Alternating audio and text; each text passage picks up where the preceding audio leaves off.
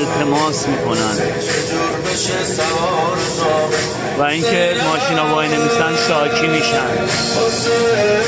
ما از مهران داریم میریم نجف،